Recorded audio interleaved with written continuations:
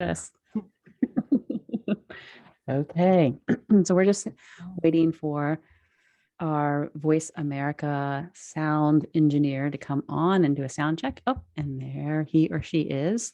It's always a mystery who's it's going to be.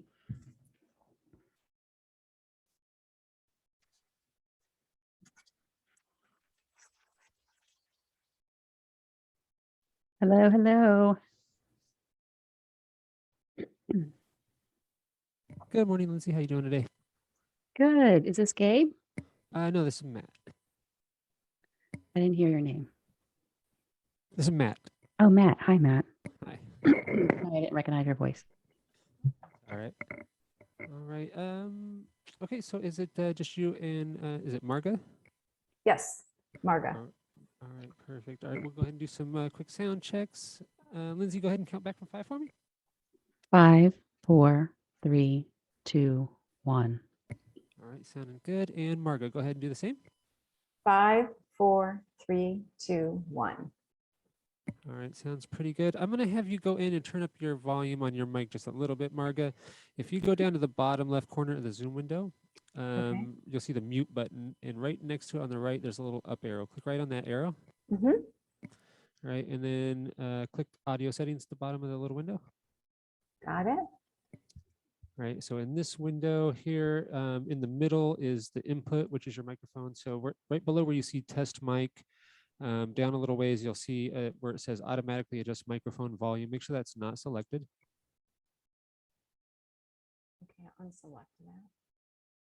All right, and then above that, right below where it says test mic is the volume slide bar for your input. Go ahead and turn that up to maybe about 75%, and then count back from 5 again for me.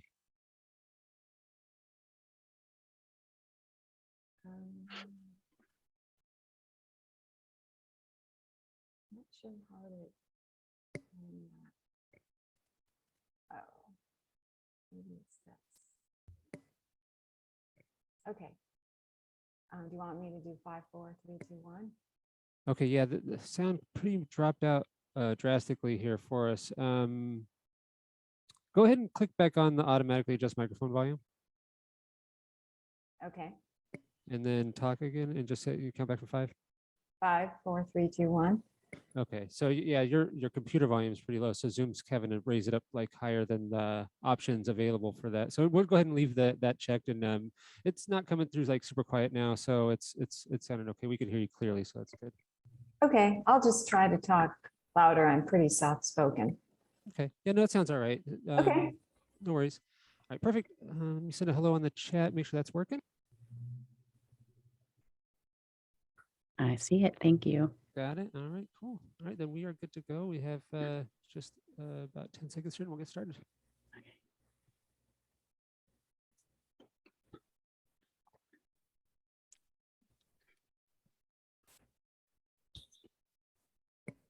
All right, send in the feed your way. Have a good show. Thank you.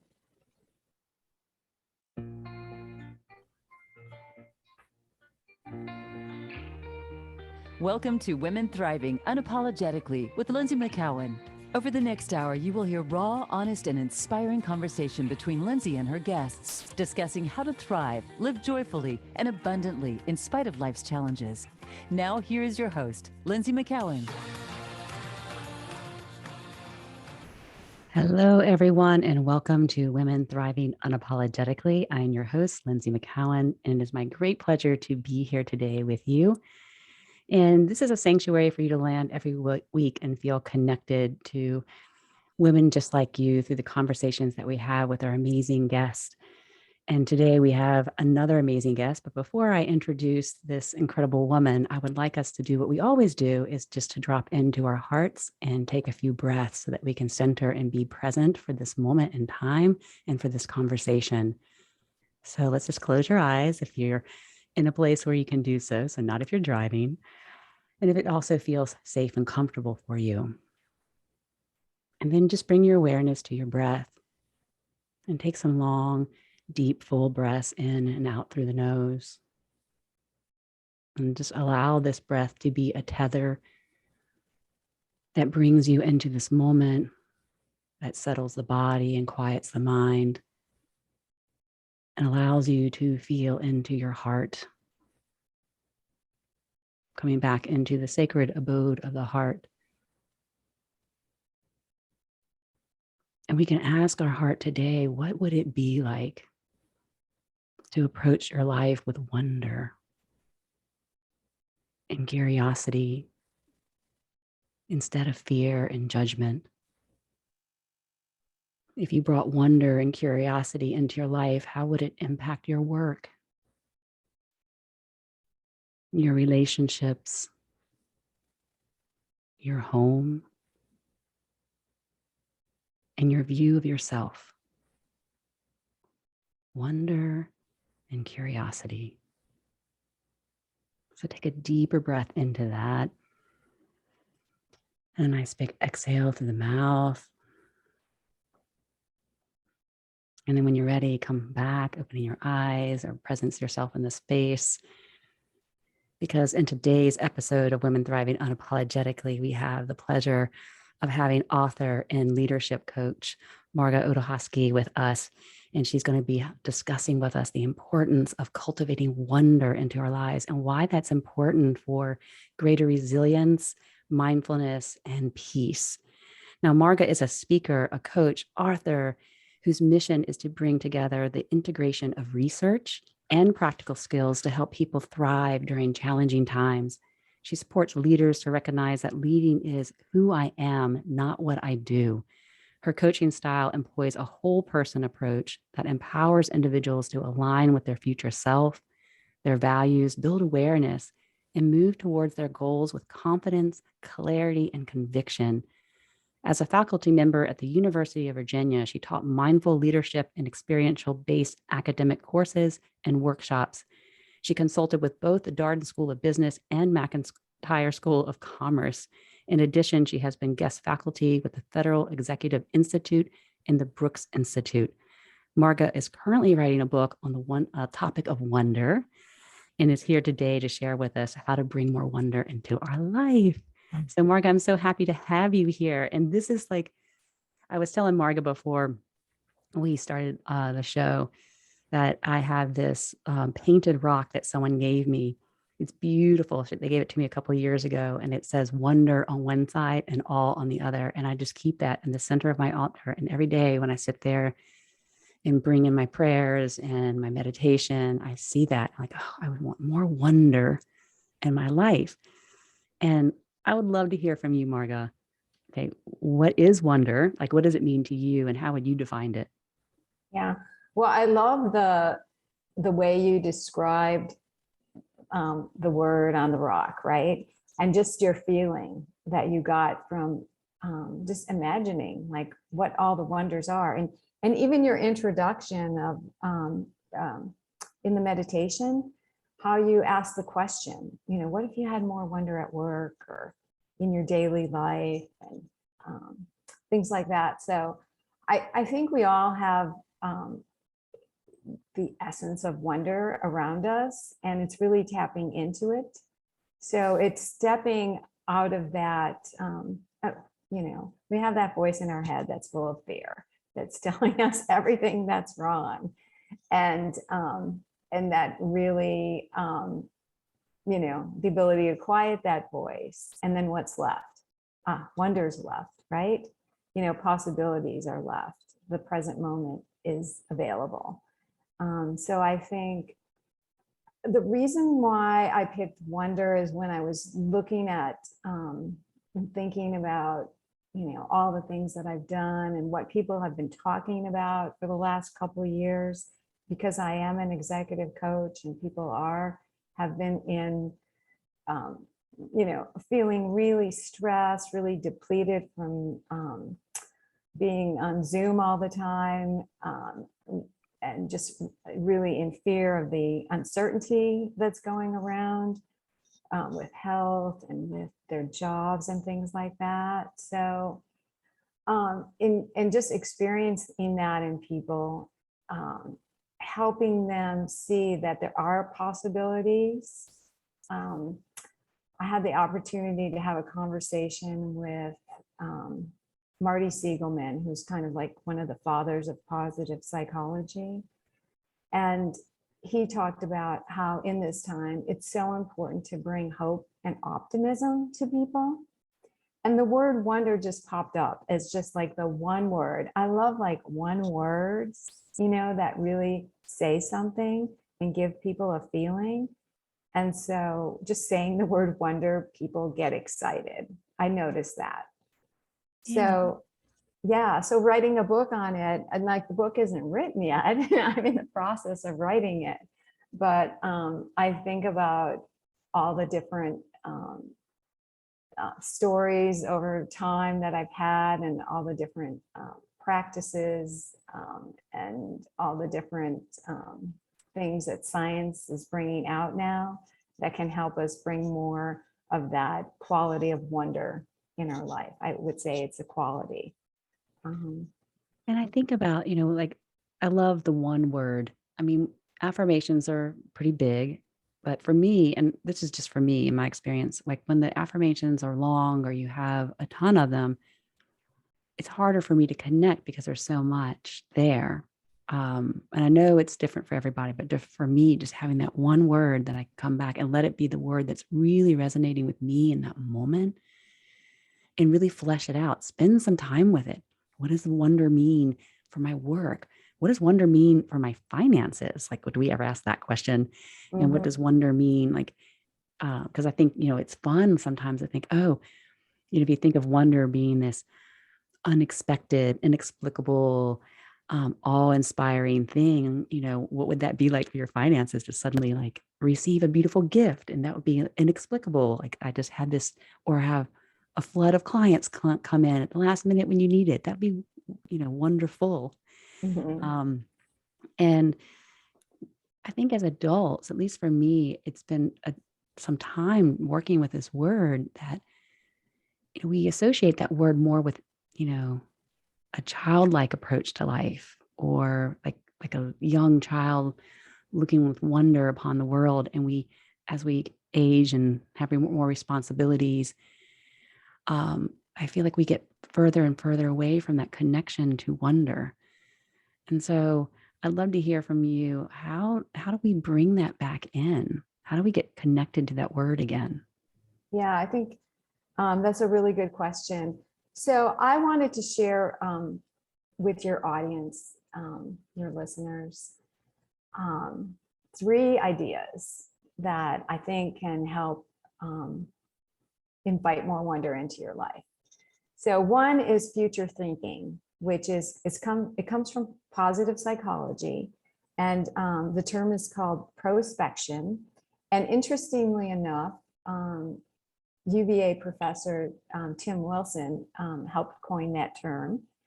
So local person, and I love future thinking because it is all about possibilities, and it's about imagination.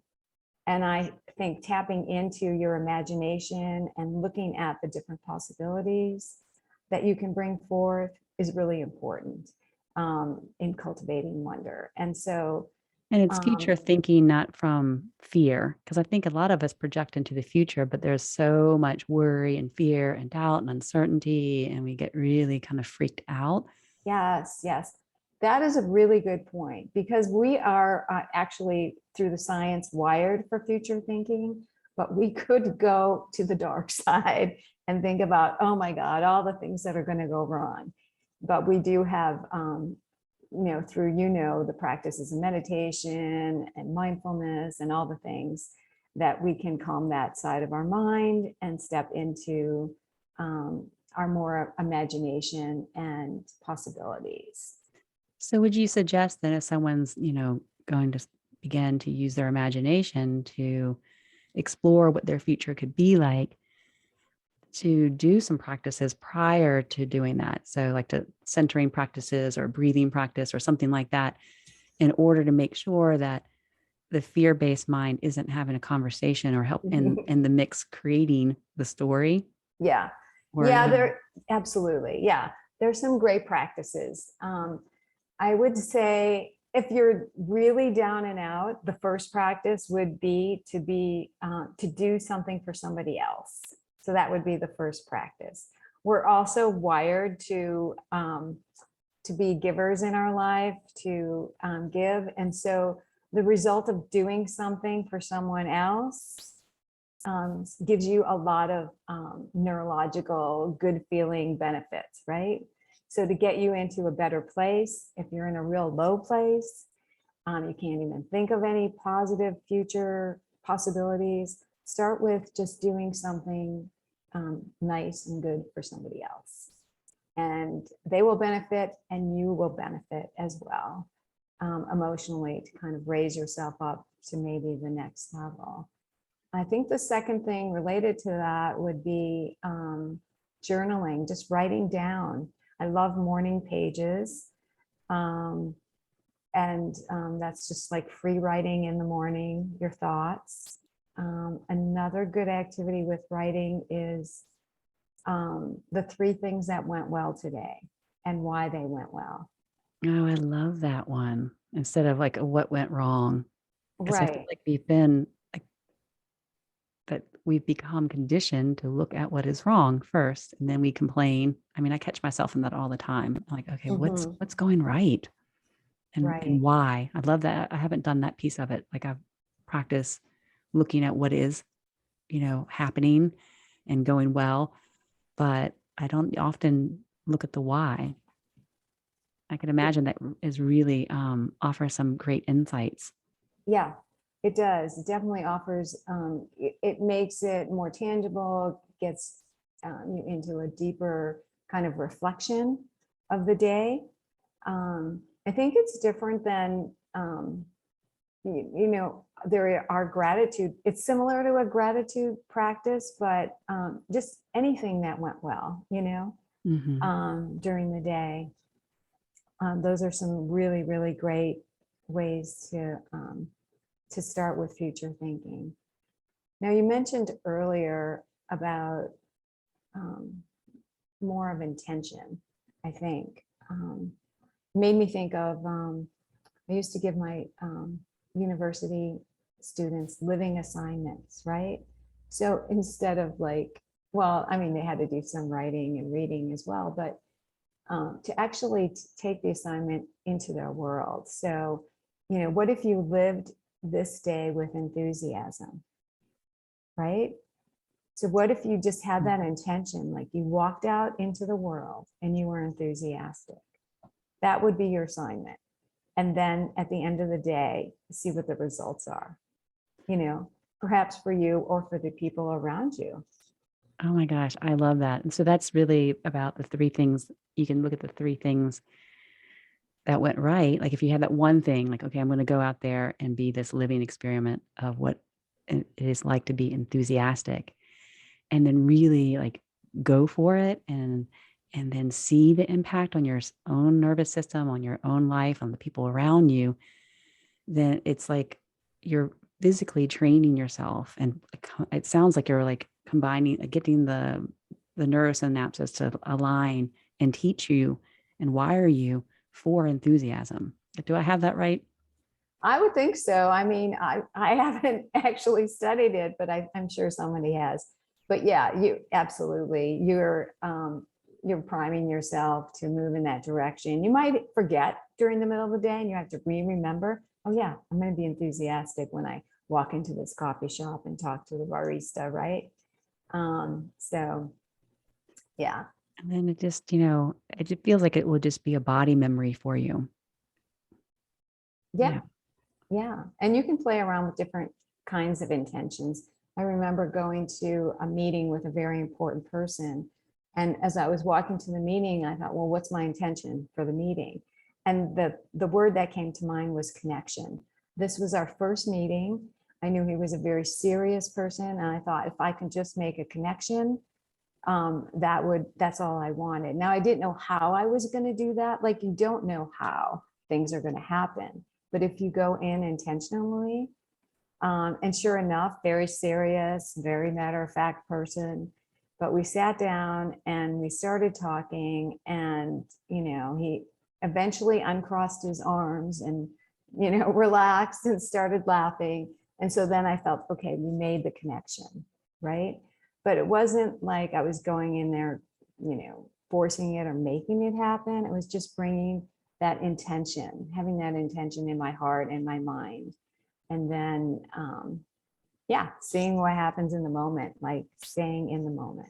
I love the simplicity of that, like having that one word and just being open, like how is this going to unfold, and not trying to force anything, and just be present to that, and just seeing how that word can, evolve for you and the people you're around in that moment, and not have an expectation or attachment to it.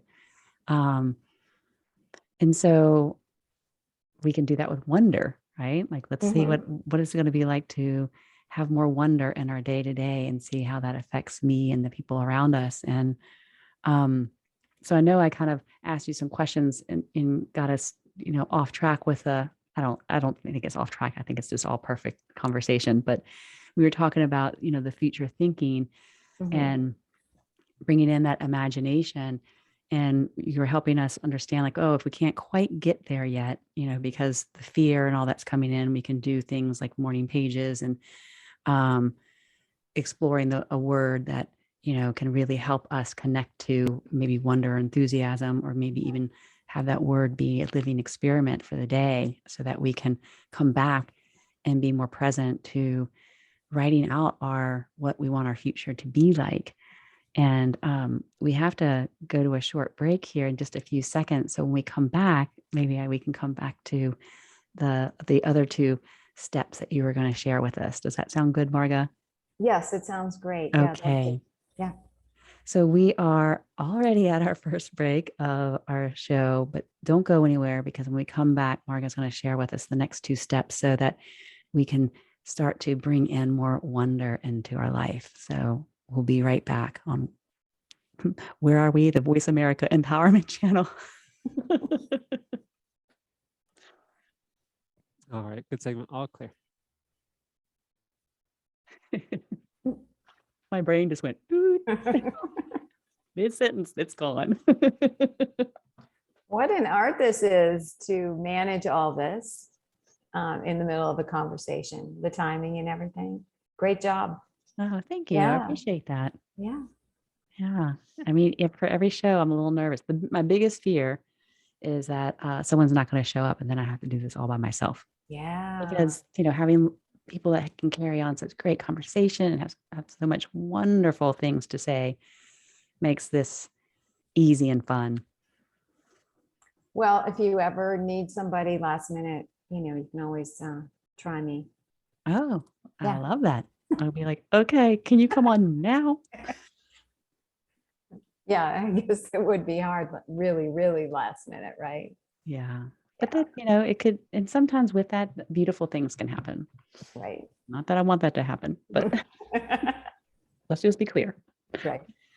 Okay. So, what do you call these three steps, so that when we come back, I can lead Yeah, them? they're just actually ideas. I don't know if they're actually steps, but Okay. they're more ideas, and they're all based on science. So one is future thinking, and the other one is expanded thinking, and then design thinking, and they're somewhat interrelated. I do want to share with the group one practice for future thinking before I move on to the next Okay. extended thinking. But it's pretty simple, and there's also a reference to it, so they could look, in an app, and they could look it up and check it out. Okay, great. Okay, we'll do that. We'll just lead in with the practice for future thinking. Okay. Okay, coming back here in just a few seconds. Okay, we'll have to be quiet for this. Okay.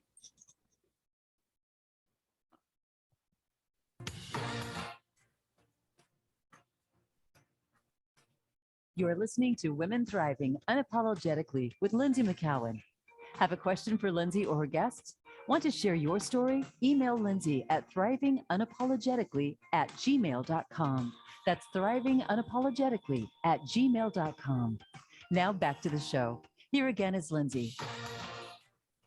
Welcome back, everyone, to Women Thriving Unapologetically. I'm your host, Lynsie McKeown, and today we are joined by Marga Odahowski, and she is here to help us learn how to bring wonder back into our life.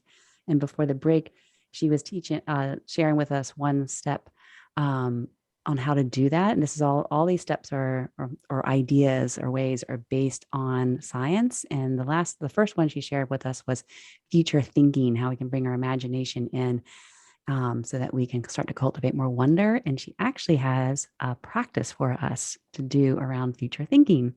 Yeah, this is a really fun practice. And so many of my clients love it. It's called, and it has a really fun name too. It's called WOOP, WOOP. Whoop.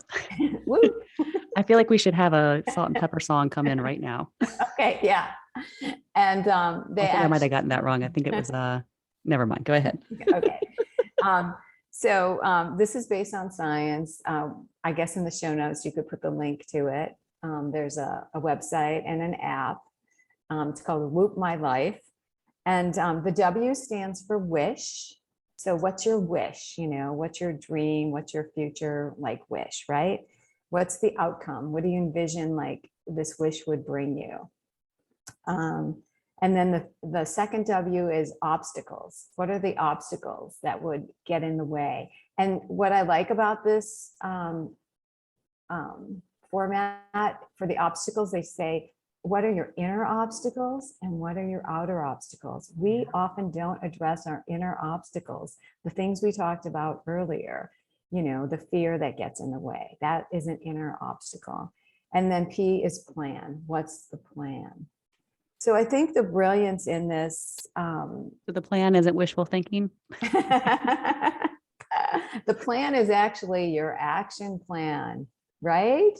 Yeah, it's not wishful thinking. You actually have to do something. You have to do something. Yeah, so if you have a wish and you have an outcome, and then you address the obstacles, then you start doing things. And they might be smaller, you know, as you, different obstacles, internal or external, might come up. I know when I was writing my first book, you know, my students were like, you should write a book, you should write a book. And one of my internal obstacles was I'm not a writer. Even though I've obviously written things over my life, you know, papers and journaling and poems and articles and things, but I never really could say I was a writer. And I could say I was an artist because I've done a lot of painting. Pretty, you know, I could say that so just instantly and easily. So I really had to overcome the obstacle, the internal obstacle of I'm not a writer. I think it was Elizabeth Gilbert, you know, that said something to the extent that if you're writing, you're a writer. If you're writing in your journal, you're a writer. Yeah. And so I love that. She just gives you full permission to explore being a writer. I'm so glad that you listened, that you overcame that inner obstacle and wrote your first book. I think it's the Way of the Hammock, which I love that title. Yeah, it was a really fun book to write. I actually got so much help with it. You know, I hired editors and just all kinds of people to help me move it along. And it's actually, I reread it and I'm like, this is a really good book. People should read it. It's got some really good ideas in it. So yeah, it was really, really fun to write that book. And so just to recap, okay, one, your book, The Way of the Hammock, is on Amazon, and it's just a really beautiful way of how to design calm into your life, which I would love to hear how calm can actually help us bring wonder back in. But maybe we'll circle back to that after we go through like one whoop. I love this. Whoop my life, the wish, the outcome, overcoming the obstacle. So, and then planning. What's the plan? So that is part of the future thinking, that we have to know what we want. Number one, know what's getting in the way, and know what the plan is, and then take that action. Right, exactly. You know, actually, the story of writing the book has might be a good kind of story to tell with all these concepts kind of in it, because like I said, I didn't see myself as a writer. So then I started taking writing classes, going to writing workshops, going to the book festival. So overcoming my obstacles by the doing thing, right? You know, taking action slowly and surely. And then I guess, yeah, I was like writing my book every summer at Fry Springs Beach Club. People would be there. What are you doing? I'm writing a book. I kept writing. It seemed like summer after summer, I was sitting there writing this book, but not really. It was kind of like fake writing the book. Well, I kind of And love that you're like at the pool during the summer because you spent your summers in Wisconsin, and the title for the book was kind of based on how these summers in Wisconsin just showed you the way of the hammock. So here you are relaxed, you're actually embodying really what the book is about. Exactly. Yeah, that's so true. And then I saw Hay House was having a conference in Asheville on how to write a book and how to, I think, how to write a book proposal and how to get an agent. I already had written a book proposal and I already was talking to an agent, but I really wanted to have a Hay House book.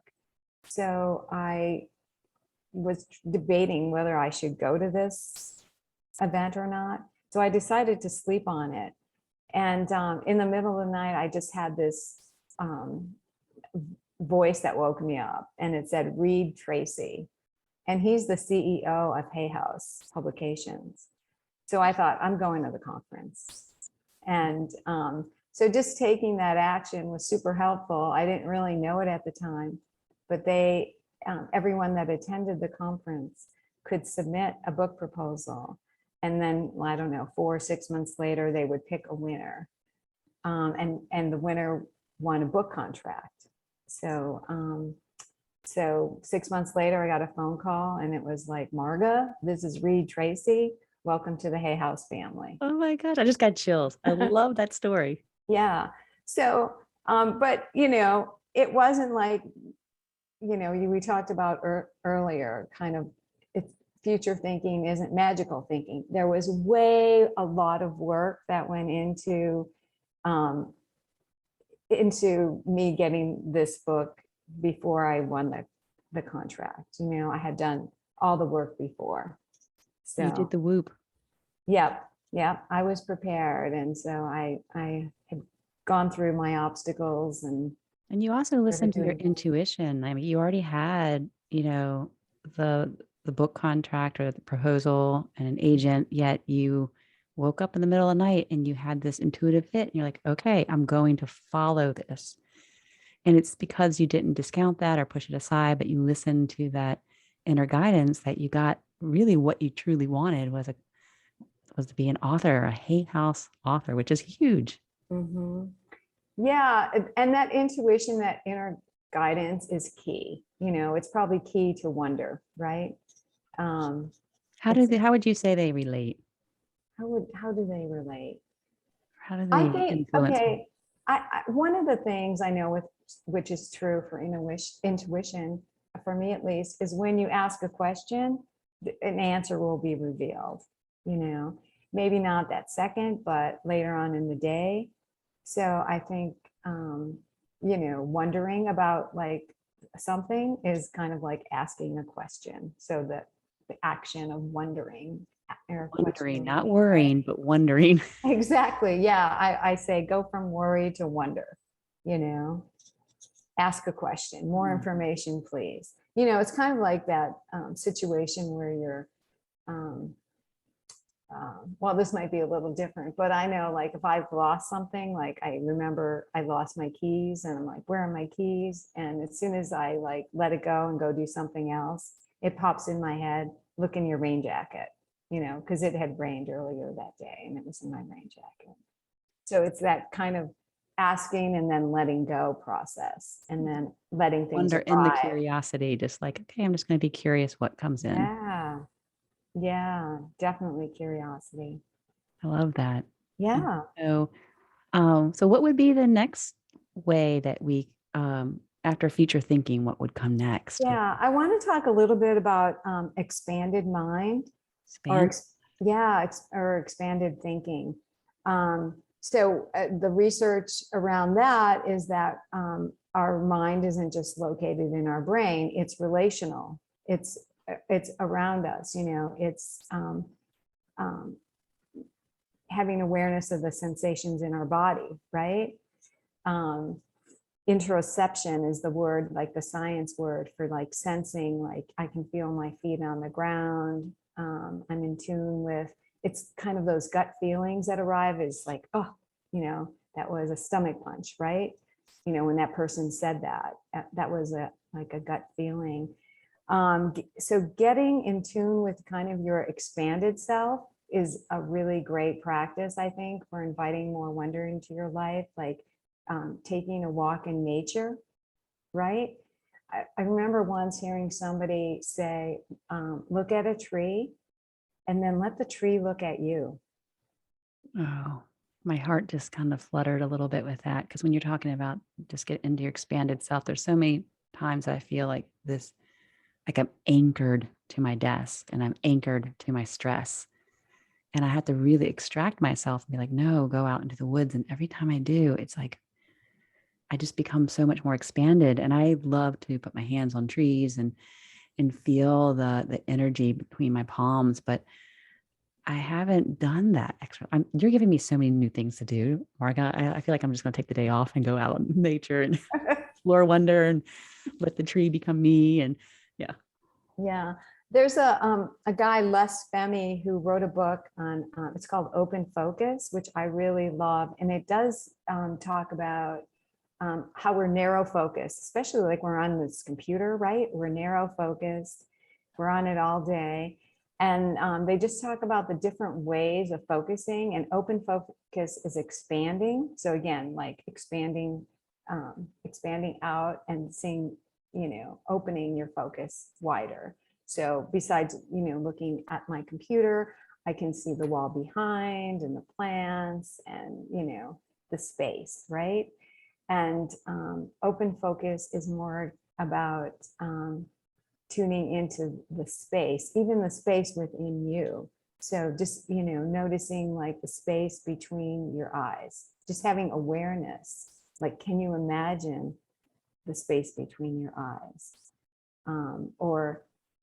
I know I've taken some yoga classes, and can you imagine the space between your head and the top of the ceiling?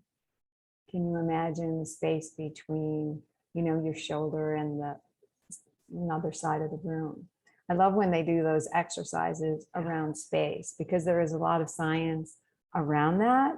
And it's very relaxing when you get more into spaciousness, because it puts you more into an alpha state.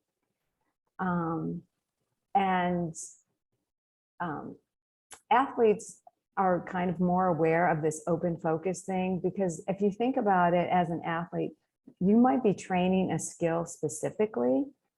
You should do this, you should hold it this way, you should, all the details of a sport. But then when you're in the sport, you actually have to be in the space and you have to be in the moment.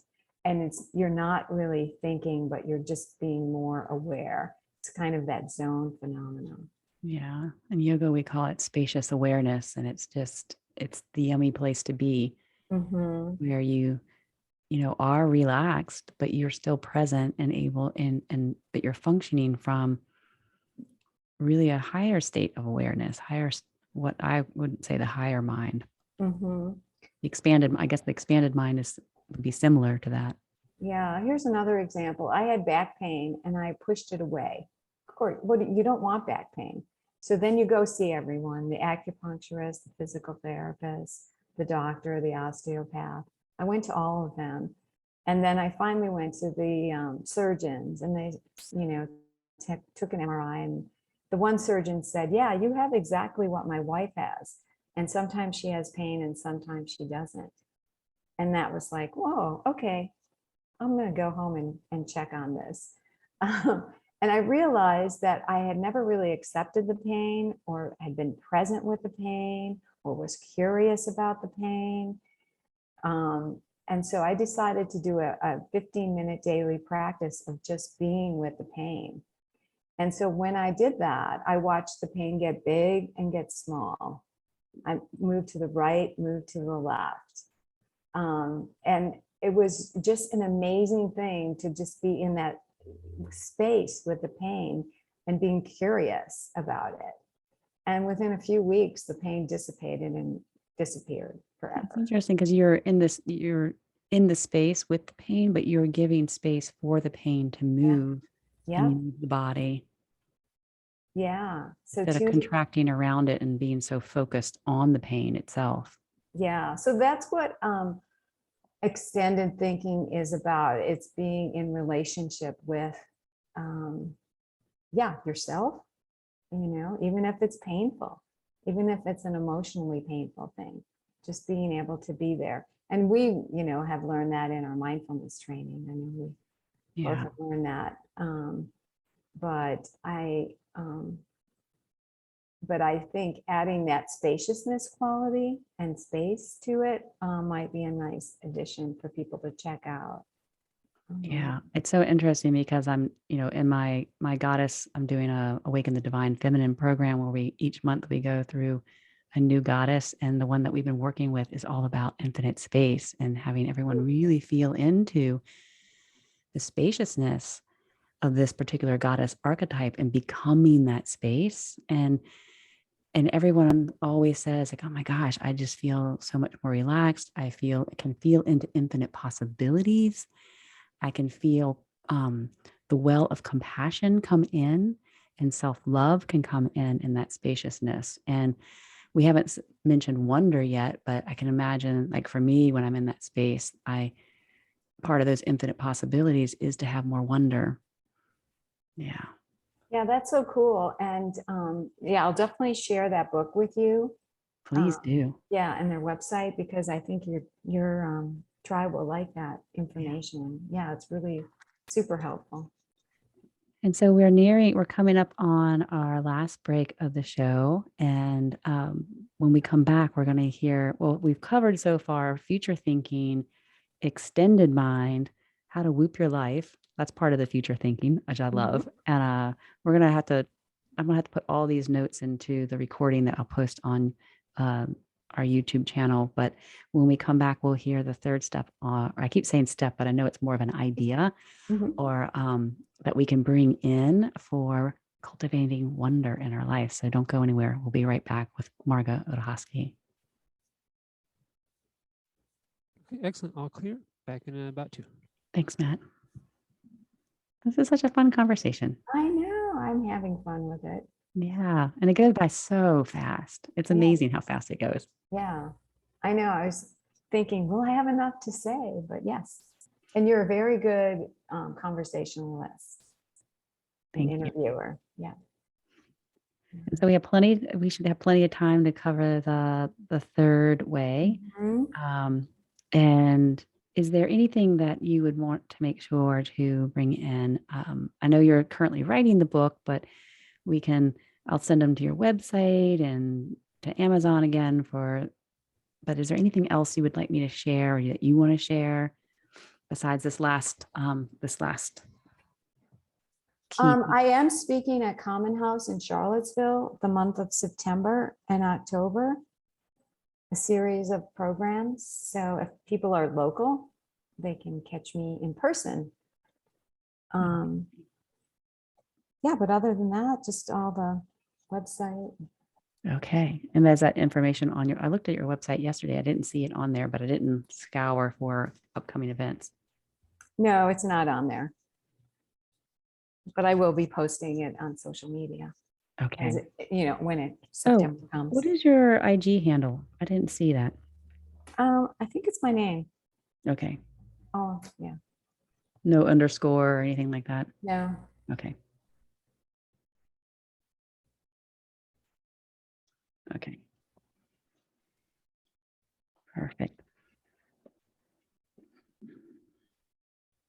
I'm very excited. So the part about the tree is like just inviting the tree to be you, or you and becoming the tree? No. So you know how you can sit and look at a tree and it's just kind of mesmerizing, especially if it's like a little breezy day and the sun's glimmering through or something like that. So you're looking at the tree and then just shift and be more receptive and let the tree look at you. All right, Okay. you are coming back. Stand by. I gotta write this down. Okay.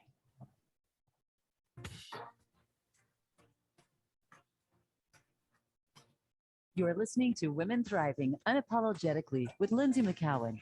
Have a question for Lynsie or her guests? Want to share your story? Email Lynsie at thrivingunapologetically@gmail.com. That's thrivingunapologetically@gmail.com. Now back to the show. Here again is Lynsie. Hello, everyone, and welcome back to Women Thriving Unapologetically. I am Lynsie McKeown, and we are here today with Marga Odahowski, and we're talking about how to cultivate wonder.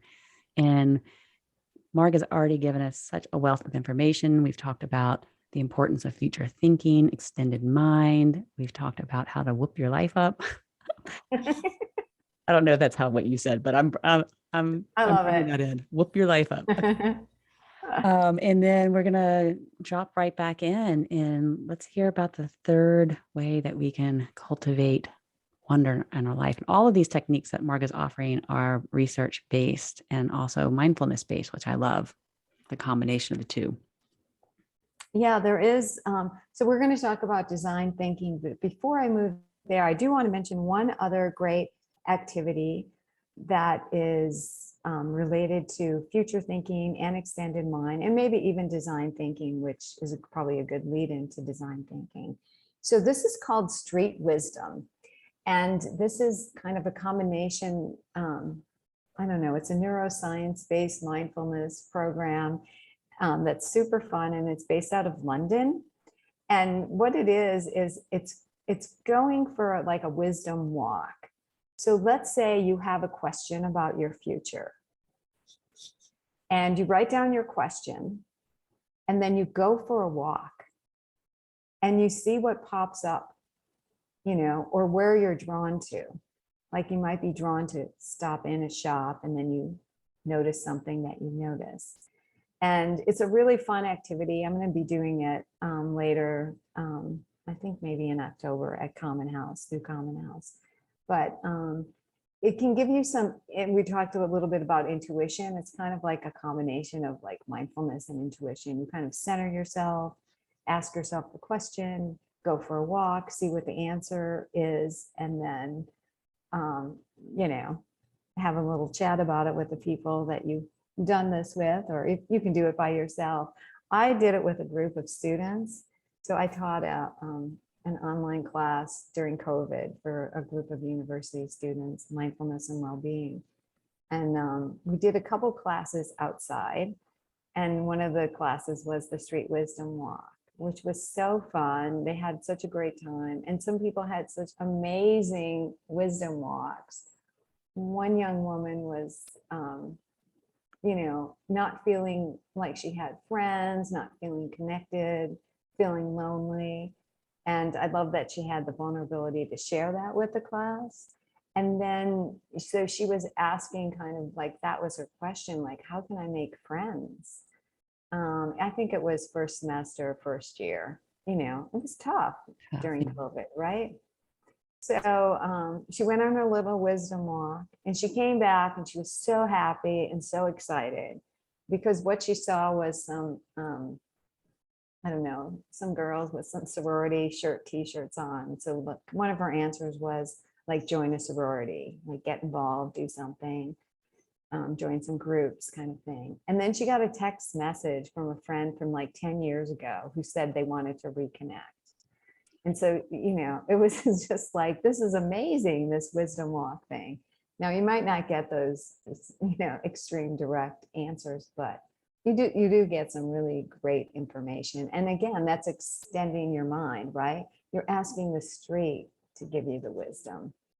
Yeah, and I think you mentioned this at one point, not to have those expectations or to force it, just like, okay, it's when we were talking about having the one word, like, okay, here's my one question.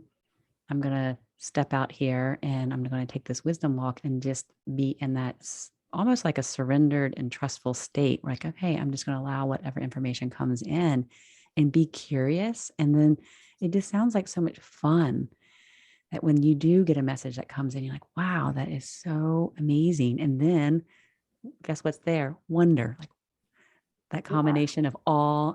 It feels inexplicable, but exciting. So Yeah. I love that. Yeah. Yeah. So we'll often like have a problem. We'll sit and worry about it when we can just, let's take a wonder walk or, a wisdom walk, a street wisdom walk, and see if that I shifts. like the wonder walk too, though. Yeah.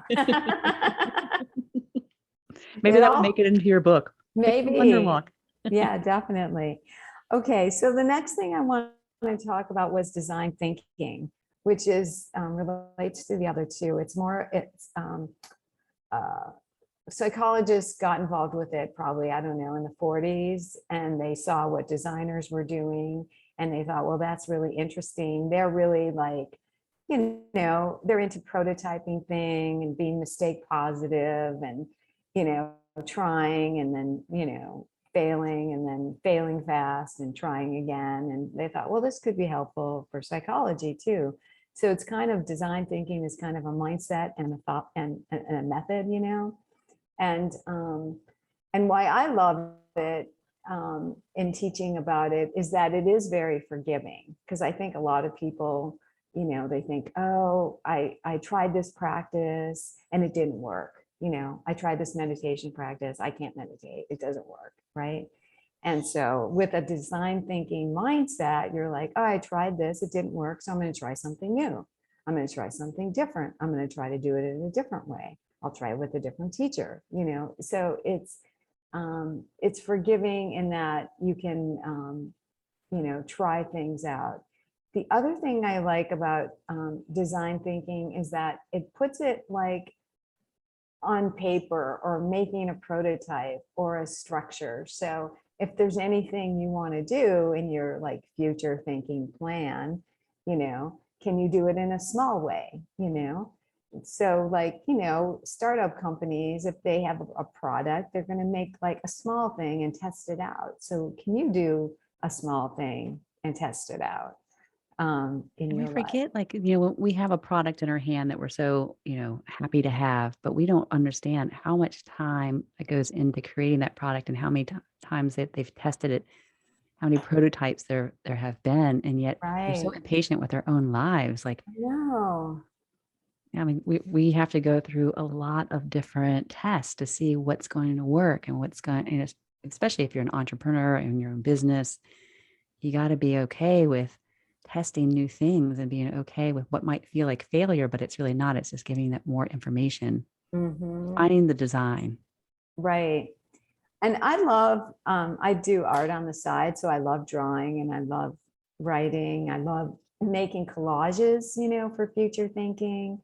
And so that's kind of part of the design piece too, making a model. So collages are really great for that.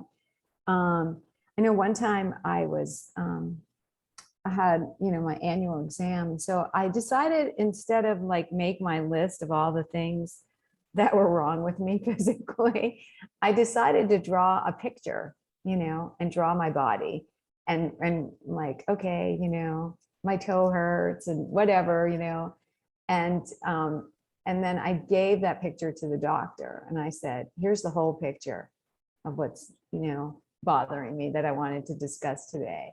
And I think that doctor was like, can I keep this? This is amazing. Like, because then, they can see the whole thing versus you saying this and then switching topics, which could go to a different part of your body, and they don't see the interconnectedness. Yeah, the visual is so helpful. I think it's so clever that you did that. If I was an artist, I would want to do that. Mine would be more of a stick figure. I think I made a stick figure for that. I didn't do anything fancy. Don't worry. What else do I love about design?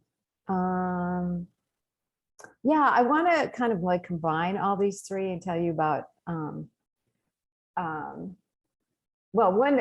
before I do that, one design exercise that comes from positive psychology is called Beautiful Day. And it is about like designing your beautiful day. So it's taking some time out and thinking about like, what would make my day beautiful, right? And then, whenever the next day, living that day. I used to give that assignment to my students as well as a living assignment. And I would encourage them not to do their beautiful day on the weekend, because we all can have a beautiful weekend, right? Yeah. But can we have a beautiful like work day or school day? You know, how can we make our everyday more beautiful? And that is a exercise from positive psychology that I think is combines like design thinking, you know, thinking ahead of like how you're going to design your day. And one of my students I know, her beautiful day included like a lovely lunch at Feast, right? And just savoring the delicious food and taking time to slow down and have a slow food lunch, you know. And she loved it so much, she incorporated that into every Friday. She would, you know, go out to lunch and have a nice lunch, either alone or with a friend. And so it can be really simple. It doesn't have to be like, sometimes when we think about designing our life, we get caught up in this like over the top way that we think life should be to bring in happiness, but it's the small, simple things that can bring in the wonder and the curiosity and the calm.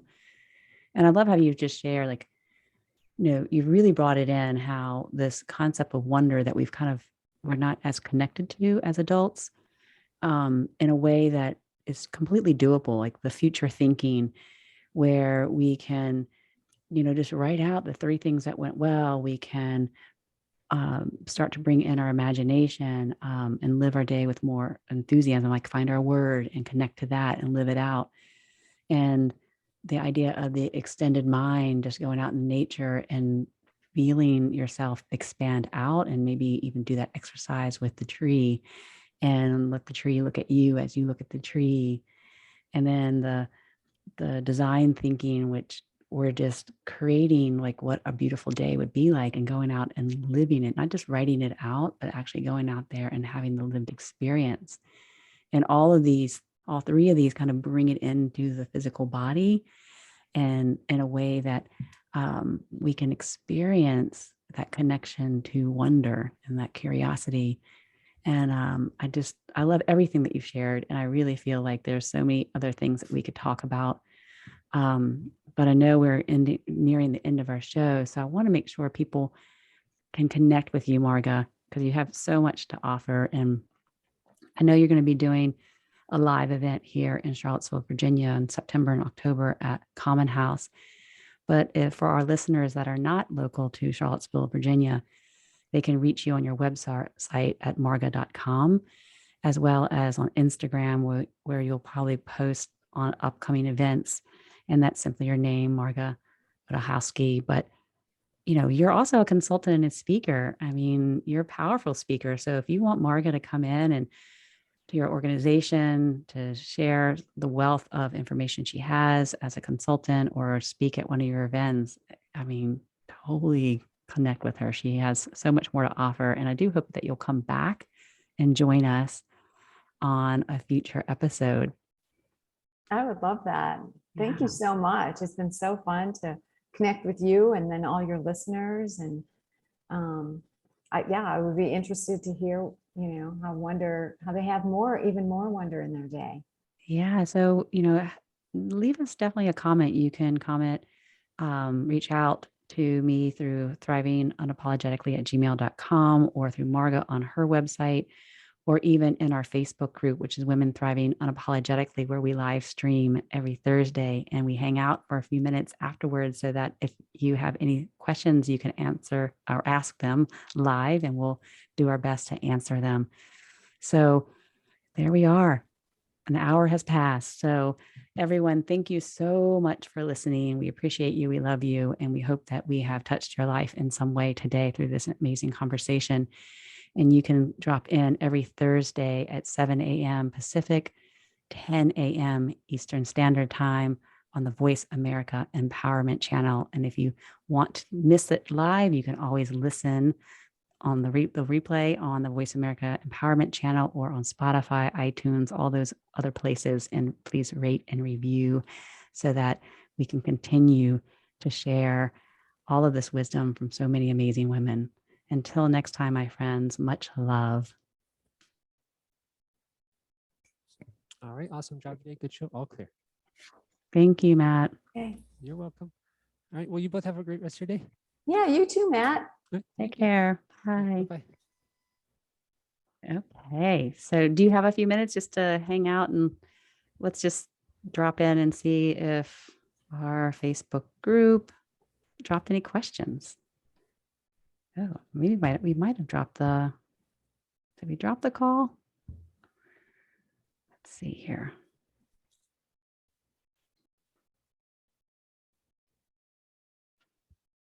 For some reason, I'm sorry here. What's happening to my Facebook connection?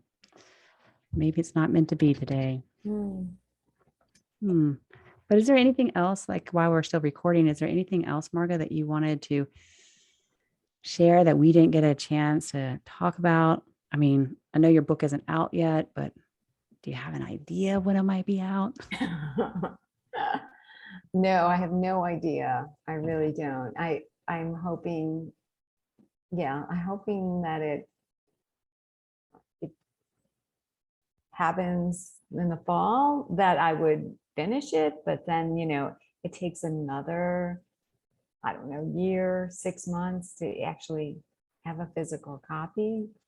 Yeah. So It's a long process. I don't think people realize like how much goes into, this creation of a book. yeah, it definitely, the first book made me appreciate all the books in the world. Like, oh my goodness. Yeah. And so when we get really, frustrated with an author that we love, like, well, why? I just want the new book to come out. And Yeah, you're like, okay, I get it now. Totally get it now. yeah. So here we go. I don't know. This is the weirdest thing that's happening here. Oh, we are live on Facebook. Oh, there we go. They get to see me bumble around here. I don't see any questions. I do a live every Monday. They're used to it. Okay. So I don't see any questions in the comment field. So is there anything else you want to share before we sign off for today? I guess I would share, let's see. I just want to share this kind of quote, more of a quote, I guess. I was that On Being radio show with, Krista Tippett. Mm-hmm. She had David White on, and he was talking about his friend John O'Donohue, Mm-hmm. who is a poet. They're both like poet, philosopher kind of people. And he said that John used to talk about how you shape a more beautiful mind, and that it's actually a discipline. A beautiful question shapes a beautiful mind. So the ability to ask a beautiful question, often in very unbeautiful moments, is one of the great disciplines of human life. And then he goes on to say, a beautiful question starts to shape your identity as much by asking it as it does by having it answered. And you don't have to do anything about it. You just have to keep asking. And before you know it, you'll find yourself actually shaping a different life, meeting different people, finding conversations that are leading you in those directions that you wouldn't even have seen before. So I appreciate our conversation. I think that's what I want to end with. Oh, and I said, please drop in the comments in the Facebook group that link to that. Okay. Or you can send it to me and I can post it, or you can post it in the group since you're a member. It's beautiful. There's so many different things that you shared, like the book on open focus. And so I'll be in touch and get some of those links so that we can share them with our group. Okay, great. Thank you so much, Marga. Yeah, and I thank look you forward so I hope much to for come. having me. Yeah, and I look forward to coming and seeing you at Common House in September, Awesome. October. So definitely tag me when you post it on Instagram so I can make sure to be there. All right, great. Great, Lynsie. Okay. Have a great rest of your day. All right. Bye-bye.